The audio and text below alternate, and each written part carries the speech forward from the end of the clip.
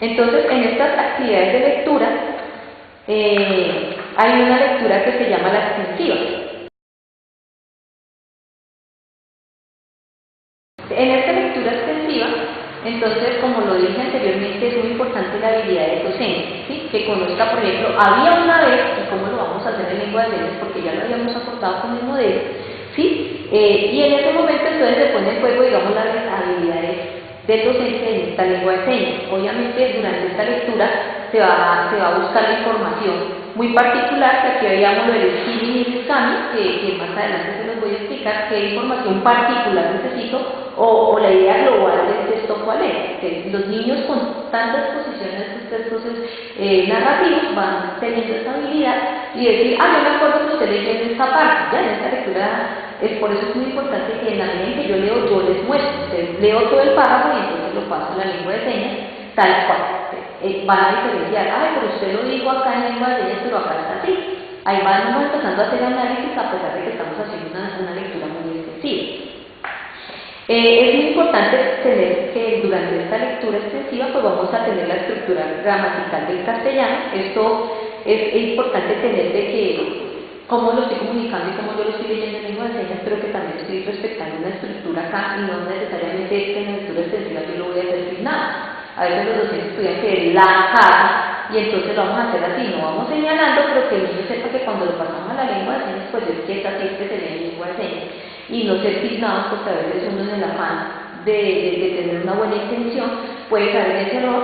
Por eso yo les digo el compromiso de nosotros como docentes en contextos bilingües de tener esa responsabilidad de tener muy buena proficiencia o un buen manejo de la lengua de señas.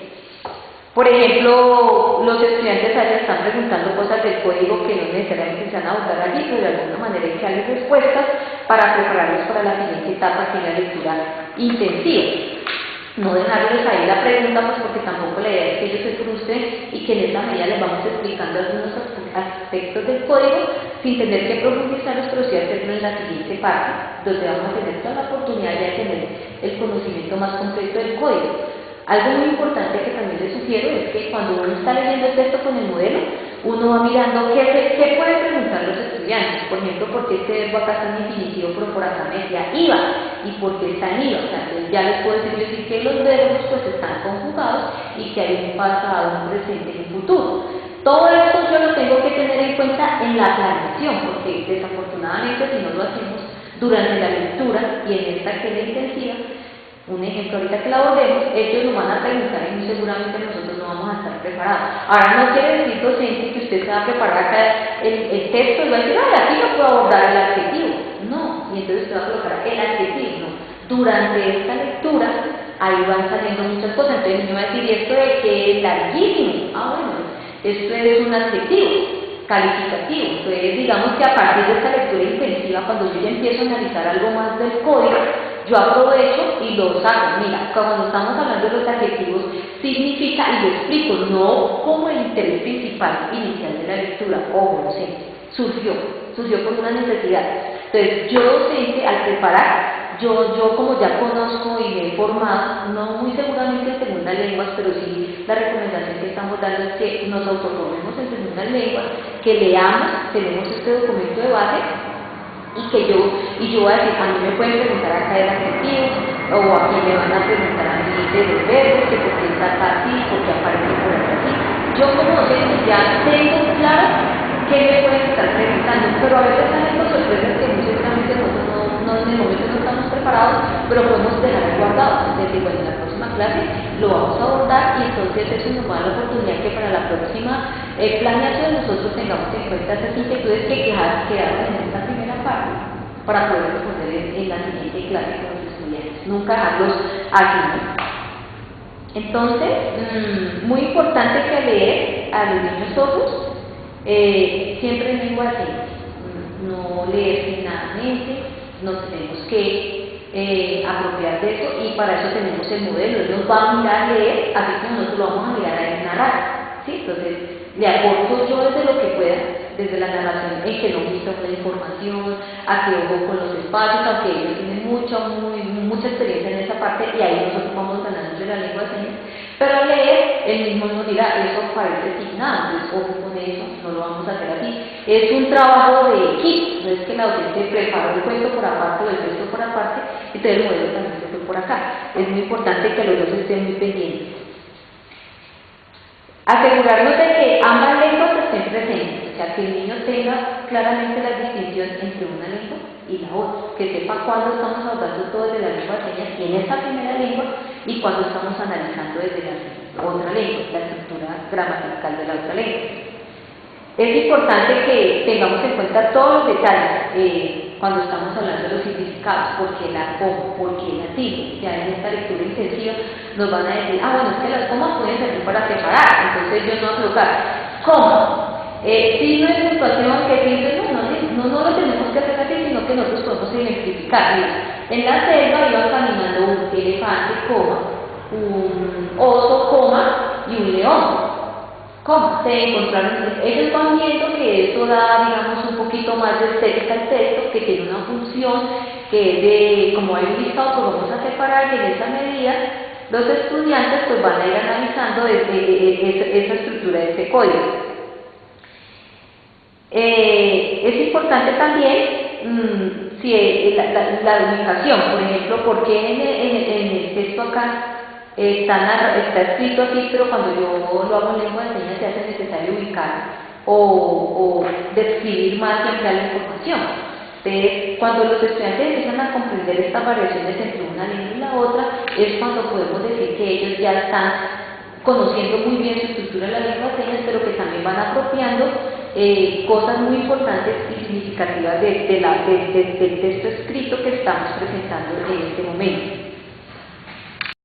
Entonces podemos decir que en esta lectura intensiva vamos a hacer actividades de reflexión metalingüística y manejo del código, o sea, cómo a partir de nuestra primera lengua, que es la lengua de señas de los estudiantes, vamos a reflexionar de esta segunda lengua que con su estructura muy particular, que es la lengua escrita. En esta medida nosotros el objetivo fundamental es que los niños se vayan familiarizando con esa estructura, los usos y aspectos de esta segunda lengua, ¿sí? Para que vayan teniendo un nivel de competencia tanto de su primera lengua como de su segunda lengua. Entonces, aquí podemos aprovechar para que ellos amplíen y conozcan más vocabulario, que conozcan las funciones, digamos, de determinadas palabras y las relaciones entre ellas.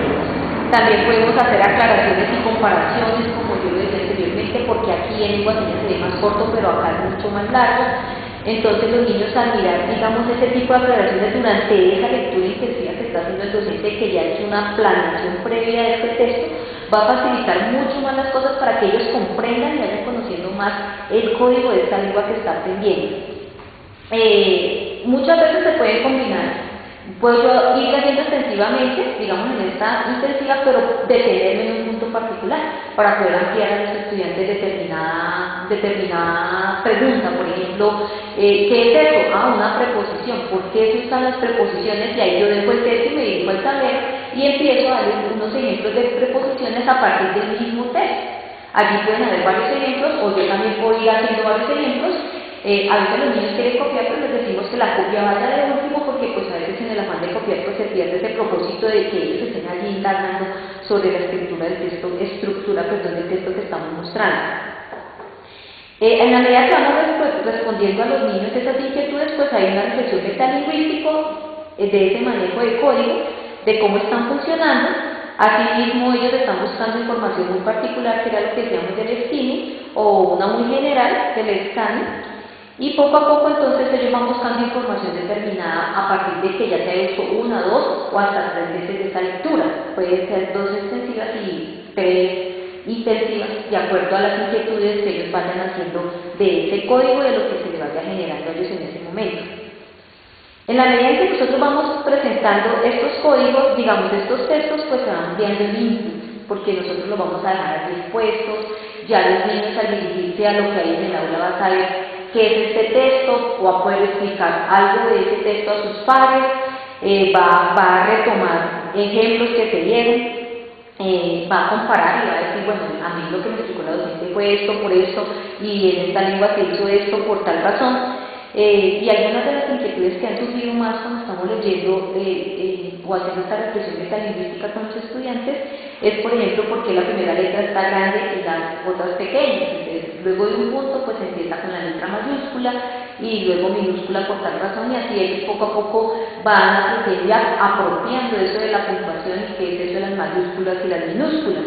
O, por ejemplo, la diferencia entre la casa con Z y la casa con S. Muchas veces ellos salen y dicen, mi papá se fue a casar. Ah, mi papá se va a casar y hacen la seña de matrimonio. Entonces, no, mira, es que estas son palabras homófonas, por ejemplo. Entonces, hay palabras que a pesar de que se escuchan igual y visualmente para ellos se ven parecidas, entonces ellos las relacionan a que tienen la misma seña, porque como decíamos anteriormente, no es lo mismo aprender una lengua que no se escucha, a la que se escucha, pero ellos visualmente van a ver que son parecidas. Entonces, generalmente la confunden. Entonces empezamos a decir, no, mira, esta es una palabra que se escribe con este así de lugares donde se vive y con Z de ir a cazar animales, y ese sea el contexto. Por ejemplo, ¿por qué se dice la planta? Me duele la planta del pie. La planta del café es una bebida aromática, por ejemplo. Entonces, ¿qué diferencia hay entre esta planta, y en esta medida pues se va ampliando mucho más ese conocimiento por parte de los estudiantes, y a relacionarse que aunque hay determinadas palabras que se pueden escribir igual, en los diferentes contextos pues tienen un significado muy diferente. Es muy importante siempre exponerlos a este tipo de situaciones. Por ejemplo, los pronombres, los artículos, cuáles son en singular y cuáles van en plural y por qué. Eso no necesariamente es que llegó la docente, el artículo, función, no. Generalmente eso uno como docente pues lo está haciendo así, y como lo abordábamos la vez pasada, pues muchos de los docentes continúan dando las clases como se le dan a los oyentes, pero digamos que este documento nos está dando muchos aportes para que a partir de estos textos nosotros ya tengamos mucho que trabajar sin tener lo que haber predeterminado. Va a surgir, puede surgir, pero a partir de esas inquietudes podemos hacer una clase muy variada de análisis de ese código. Bueno, hasta aquí estos serían unos ejemplos muy breves de esa lectura intensiva y esa reflexión metalingüística que nosotros pues dentro del mismo documento hemos dado unos ejemplos para que ustedes los puedan mirar y puedan mirar cómo los pueden adecuar a las necesidades de los estudiantes. Obviamente hay que tener en cuenta las experiencias y no perder de vista que estas actividades de reflexión metalingüística, de lectura intensiva y extensiva se hacen con los estudiantes de segundo en adelante. Hasta primerito, pues sabemos que son más propicias y oportunas la lectura recreativa, el disfrute, la narración de estos diferentes géneros narrativos, y ya digamos que a partir de segundo, que ya uno puede decir que estos niños ya cuentan con una apropiación y una adquisición mucho más amplia de su lengua de señas, pues van a poder ir exponiendo. No sin querer decir que antes el niño no ha visto expuesto textos, y que una docente le ha explicado, esta cartelera dice, o esta nota le vamos a decir a tu mamá, ya leemos, ya el niño está familiarizado de alguna manera también con el texto escrito.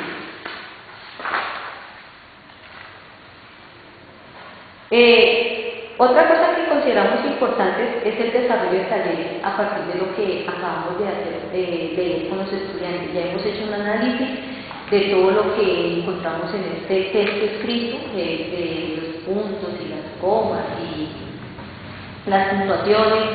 Entonces ahorita vamos a ver ellos cómo a partir de otras actividades van a complementar el ejercicio anterior. Entonces, en estas actividades de escritura se ha presentado a los estudiantes, digamos, unos talleres, obviamente relacionados con lo que acabamos de abordar, para que los niños retomen esta información, ¿sí? Empiecen a disfrutar un poquito más y a plasmarla escritamente, dependiendo de la intención o del objetivo que la docente ya se haya previsto anteriormente durante la planeación. Entonces, hasta aquí nuestra lectura intensiva, donde ya comparamos el por qué ahí se escribe de cierta forma, por qué la estructura de este texto es así, por qué ciertos elementos aparecen de una forma y luego en otra, como decíamos, el elemento de los verbos, los adjetivos, qué es esto de los adjetivos, los signos de puntuación y demás, para que los niños empiecen a comparar esta escritura o esta lengua con su propia lengua, y a reconocer que son diferentes y que cada una maneja una estructura muy particular, y en esa medida pues los estudiantes van apropiando este conocimiento y se van acercando al aprendizaje significativo de esta segunda lengua. Vamos a retomar entonces ahorita a manera de actividades de escritura, o sea, ya leímos extensivamente para buscar información muy rápida, párrafo por párrafo, resaltando algunas particularidades del texto, buscando información específica. Luego leímos intensivamente para analizar un poquito más del código y hacer mucha más reflexión de la lingüística de una lengua y de la otra. Entonces ahorita vamos a hacer, digamos, una actividad de escritura a partir de lo que ya habíamos narrado y leído con los estudiantes sordos. Entonces, en estas actividades de escritura podríamos nosotros pensar, pero ¿para qué escribimos? Uno cree que escribir por escribir, pues no, o sea, los niños y niñas y jóvenes deben comprender que leer tiene una función muy particular. Entonces, yo escribo porque a mí me gusta cierta persona y voy a escribir una notita, o porque vamos a hacer una actividad en el salón y vamos a invitar a los del grado cuarto o quinto a que vengan, entonces entre todos nos ponemos de acuerdo y vamos a hacer una cartita de invitación, o sea, que el niño sepa por qué, para qué se escribe, es para cumplir una función, ¿sí? Yo escribo porque quiero invitar al otro a mi cumpleaños, o porque hay que mandarle una nota a la mamá, entonces la profesora dijo que copiáramos. Eso tiene una función muy particular y los niños deben reconocer eso, que es para satisfacer unas necesidades muy particulares, unas intenciones de nosotros, y que no es leer por leer ni escribir por escribir, que a veces digamos que por el afán de nosotros como docentes de alcanzar, digamos, las competencias, entonces nos olvidamos de eso tan significativo de por qué vamos a escribir. Entonces es muy importante que no perdamos de vista esto, porque de esta manera los estudiantes saben y reconocen que a partir de esta escritura que va a ser con una intención propia va a satisfacer una necesidad, ¿sí? Por ejemplo, a veces sucede que uno está en el aula de clase y un niño le pasa la nota al otro de pronto pues burlándose de algo del compañero o diciendo mire para acá. Ellos tienen eso y lo hacen, y nosotros muchas veces aprovechamos estas notas y empezamos que decir aquí, se equivocaron aquí, a partir de ellos también aprender qué errores se cometieron, por qué, cómo los podemos corregir. Y digamos que aprovechar, digamos, todas estas actividades de escritura espontánea con una necesidad particular para que los niños sepan que escribir va mucho más allá de aprender el código, que sí sería bueno e importante que lo hicieran, y es importante lógicamente que lo hagan, pero que es para satisfacer una necesidad en particular. En este momento nosotros podríamos hablar de que cuando nosotros terminamos de leer en ambas lecturas de los textos que ya presentamos, ellos van a hacer una copia significativa. Puede ser a partir de un modelo. Generalmente nosotros ya ese cuento que hayamos presentado aquí en su forma de presentación, ya lo habíamos pasado acá en una anaquel o en una cartelera, y ahorita ya le vamos a pasar una copia de ese mismo texto para que él ya conoce toda la estructura. Ya hemos hecho 2 lecturas intensivas, de pronto hemos hecho 3 intensivas, o sea que este joven o esta niña, cuando le entregamos esto, ya sabe que hay ahí, ya conoce el contenido, ya se ha reflexionado mucho de las particularidades de la estructura de esa lengua, entonces ya él hace una copia muy significativa, ¿sí? o un modelo donde es consciente ya de por qué el punto, la coma, porque aparece cierta estructura en este texto. Y digamos que estas actividades deben ser semanales, no sin agobiar ni textos muy largos, porque obviamente es que ellos también disfruten de estas actividades y se vayan apropiando elementos de esta segunda lengua. Entonces es importante que hagan estas copias de las lecturas que ya se presentaron. Cada docente definirá, por ejemplo, si en la semana se leyó 2 o 3, porque a veces en la semana se pueden leer 2, 3 textos, pues de esos 3 no necesariamente pues tendrá que hacer la copia de los 3, pues escoger uno o darle la iniciativa a los estudiantes de que de los 3 cuál va a ser. Obviamente el docente debe estar ahí en acompañamiento para que cualquier error que él haya podido cometer, pues entre los dos, mira, esto no se hace o resaltarle, no con rojo, porque pues la idea tampoco es frustrar los alcances que van teniendo, pero sí ir minimizando cada vez los errores y más apropiación de esta segunda lengua. Esa sería una de las actividades allí de escritura que se sugieren para dar continuidad a las actividades de presentación y narración de textos. Las actividades espontáneas, que son las de ellos, las que decía anteriormente, es las cartas. Nosotros cuando estábamos en el PEI jugamos al buzón, entonces semanalmente los niños escogían a un docente o a un par o a un papá, era muy bonito porque ellos llegaban a escribir su carta, obviamente nosotros nos sentábamos, ellos nos mostraban y hacíamos un acompañamiento, entonces decíamos, no, mira, estás ubicando mal esto, acuérdate que en tal ejercicio se planteó de esta forma. Entonces digamos que esta producción espontánea motiva mucho a los niños, sobre todo cuando quieren escribirle cartas a sus papitos, a sus mamitas, a sus profes, a ellos les encanta escribirle cartas a sus profes o a sus padres, ¿no? A veces que el niño que le gusta a esta niña sin ninguna mala intención, entonces eso generaba, digamos, esa espontaneidad de ellos que y muchas veces nos llegaban con la cartita ya hecha y nosotros como siempre nos sentábamos y empezábamos a hablar y empezábamos a hacer unas observaciones para que a partir de ahí ellos pudieran como reformar su cartica y la depositar en el buzón. Entonces cada semana al irse ellos iban mucho a buscar su carta y entonces estaban muy contentos y la recibían y la leían y pues si no comprendían algo pues obviamente se dirigían o a mí o al modelo lingüístico. Entonces digamos que hay que generar este tipo de actividades para que ellos quieran eso de escribir, pero el escribir con un sentido y con una necesidad y un propósito. Otras actividades pueden ser de leer, pensar y escribir. Por ejemplo, leer un parrafito, luego memorizar algunas palabras y a partir de allí generar, digamos, un escrito puede ser muy corto y muy sencillo, tratando de tener en cuenta, digamos, la estructura del texto escrito a partir de todos esos ejercicios que hemos hecho de lecturas extensivas e intensivas. Obviamente hay que tener paciencia, la idea es que no los frustremos, ellos a veces se frustran y como siempre, como se ha dicho reiteradamente en varias videoconferencias, la lengua escrita ha sido más objeto de valoración, entonces esto hace que muchos se sientan apáticos a no querer producir, pero en la medida en que les demos esa confianza y que ellos se sientan seguros y que hagamos un acompañamiento concienzudo y permanente, veremos que ellos se van a sentir más inclinados a producir escritamente. Otra actividad que podemos hacer es la apropiación de vocabulario, a veces actividades de apareo o de qué letra puede faltar ese vocabulario, pero con un sentido y un propósito a partir de lo que ya habíamos visto, porque a veces el coger palabras sueltas, lo que puede suceder cuando estamos leyendo un texto es que esa palabra que es, y al sacarle a ese contexto, yo decía, pues se pierde el sentido de qué significa en ese contexto. Entonces digamos que una actividad muy importante es que el niño vaya apropiando mucho más vocabulario a partir de los diferentes textos que le estamos exponiendo, para que a partir de allí tenga más herramientas para producir textos mucho más amplios y más complejos, dependiendo de las capacidades que cada uno tiene. Digamos que estas serían una de las actividades, muy seguramente ustedes pueden tener otras en sus instituciones, en sus escuelas, pero que estas son como una orientación, una guía para que ustedes tengan más herramientas y orientaciones y puedan generar muchas más actividades amplias. Es importante que los niños, como sabemos que ellos tienen que presentar pruebas de pruebas, pues se familiaricen con diferentes tipos de preguntas. Entonces, a partir de estos cuentos, pues como docentes ya sabemos cómo se puede generar un taller, entonces con respuesta múltiple A, B o C, puede ser un ejemplo. Obviamente con el mismo texto no vamos a generar, digamos, una lectura y vamos a hacer un taller de un tema totalmente desconocido, sino que digamos que las actividades deben estar muy articuladas entre sí.